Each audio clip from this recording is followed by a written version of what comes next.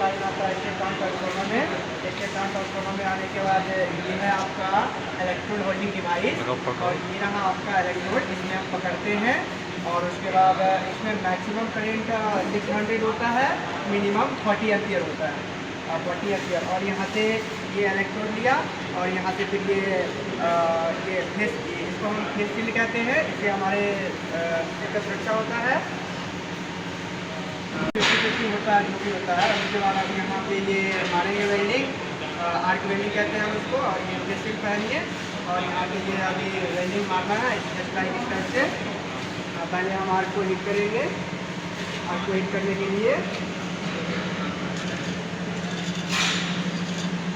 Current नहीं आ रहा, क्या बंद कर रखा है, बंद है वहाँ।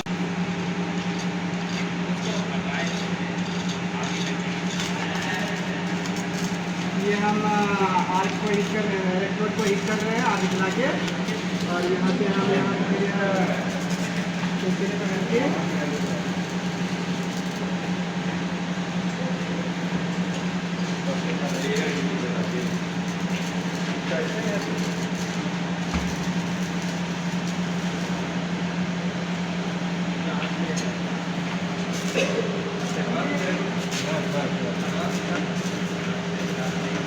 सबसे पहले हम एमसीबी को ऑन करते हैं।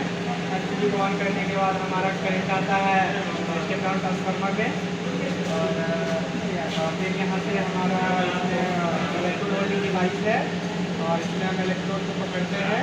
इलेक्ट्रोड को पकड़ने के बाद फिर हमारा करंट इसमें आता है और यहाँ से फिर हम स्टार्ट करते हैं।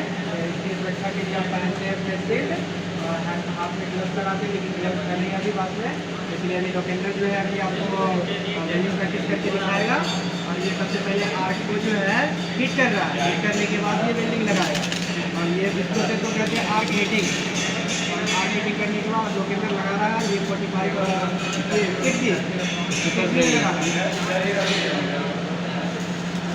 और ये 3G में वेल्डिंग लगा रहा है। जैसा कि सर बताएं, ये 2-4 1G होता है, लेकिन आपका जॉब हिटते रहता है, जॉब हिटते रहता है। और 2G जो होता है उसमें हम घूम के लगाते हैं, और 4G में हमारा वो 12 to 6 o'clock, 6 to 10 o'clock और 6G में 45 में